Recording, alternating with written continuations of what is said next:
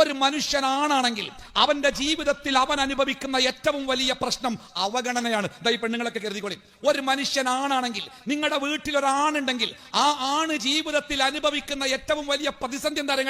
അയാൾ പരിഗണിക്കപ്പെടേണ്ട സ്ഥലത്ത് അയാൾ അവഗണിക്കപ്പെടുക എന്നതാണ് ജീവിതത്തിലെ ഏറ്റവും വലിയ പ്രതിസന്ധി.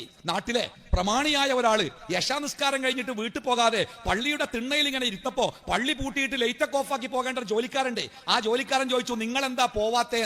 അപ്പൊ അദ്ദേഹം പറഞ്ഞു, കുറച്ച് കഴിഞ്ഞിട്ട് പോവാന്ന്. ജോലിക്കാരൻ പിന്നെയും പണിയൊക്കെ തീർത്തിട്ട് വാതിലടച്ച് പോണല്ലോ. ജോലിക്കാരൻ ഒന്നുകൂടെ ചോദിച്ചു, എന്താ കാക്ക പോവാത്തേ? അപ്പൊ പറഞ്ഞു, കുറച്ച് കഴിഞ്ഞിട്ട് പോവും. പിന്നെ ഇയാള് കുറച്ച് കഴിഞ്ഞിട്ട് ഇയാൾ പോകാതെ ആയപ്പോ ഈ ജോലിക്കാരൻ ചോദിച്ചു, നമുക്കെന്നാ പോവല്ലേ?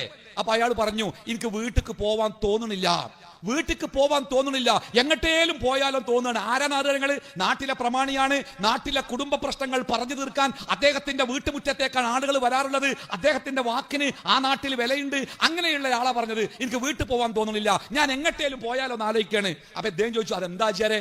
അപ്പൊ പറയണേ, വീട്ടിൽ ആർക്കും ഇന്ന വേണ്ട, ഞാൻ ചെല്ലുമ്പോൾ എന്റെ വീട്ടിലെ സംസാരങ്ങൾ തീരും, ഞാൻ ചെല്ലുമ്പോൾ എന്റെ വീട്ടിലെ ചിരികൾ അവസാനിക്കും, ഞാൻ ചെല്ലുമ്പോൾ എന്റെ വീട്ടിലെ കൂട്ടങ്ങൾ അവസാനിക്കും, ഞാൻ വീട്ടിലേക്ക് ചെല്ലും. അങ്ങനെയല്ലോ ചിലർ വരുമ്പോൾ ചരിത്രം വഴിമാറുമെന്ന് പറഞ്ഞ പോലെ ഞാൻ ചെല്ലുമ്പോൾ എന്റെ വീട്ടുകാരൊക്കെ വഴിമാറിപ്പോകും. അതുകൊണ്ട് എനിക്ക് തോന്നുക, എന്തിനാ വീട്ടുകാർക്ക് ഒരു ഭാരമായിട്ട്? അവരെപ്പോഴും കൂടിയിരിക്കട്ടെ, അവരെപ്പോഴും ചിരിക്കട്ടെ, അവരെപ്പോഴും സന്തോഷിക്കട്ടെ. ഞാൻ അവരുടെ ചിരിക്കും സന്തോഷത്തിനും ഒരു തടസ്സമാകുന്നുവെങ്കിൽ പിന്നെ എന്തിനാ ഞാൻ അവിടെ പോകുന്നത്? ഞാൻ എങ്ങട്ടേലും പോട്ടെ എന്ന് വിചാരിക്കാണ്. ഞാൻ ഇത് പറയുമ്പോ എന്റെ മുമ്പിലും പിന്നിലുമായി ഇരിക്കുന്ന ഒരുപാട് ബാപ്പമാർക്ക് പറയാണ്ട് കേട്ടോ, പൊന്നാര മക്കളെ, ഒരുപാട് ബാപ്പാർക്ക് പറയാണ്ട്. മൗലവി, അത് നിങ്ങൾ പറഞ്ഞ ആചാര മാത്രം പ്രശ്നമല്ല, എനിക്കൊക്കെ പലവട്ടം തോന്നിക്കണ് നമ്മളെ വീട്ടിലും ആ പ്രശ്നം ഇടക്കിടക്ക് ഉണ്ടാവുന്നുണ്ട്. അത് എന്താ പറഞ്ഞത്? നിങ്ങൾ ഈ ആളുകൾ എന്താ പറയാറോ? അതെ, ഓളും കുട്ടികളൊക്കെ പണ്ട് ഒന്നയക്കാണ്. ഇപ്പൊ ഞാൻ വേണ്ട, അത് മക്കൾ തീരുമാനിക്കും, ഓളോട് പറയും, ഓളും മക്കളും കൂടി ചെയ്യും. നമ്മൾ ഇതിന്റെ ഇടയ്ക്ക് ഇങ്ങനെ കണ്ടില്ല കേട്ടില്ല നടക്കല്ലാതെ എന്താ നമുക്ക് വീട്ടിൽ യാതൊരു റോളും ഇല്ല.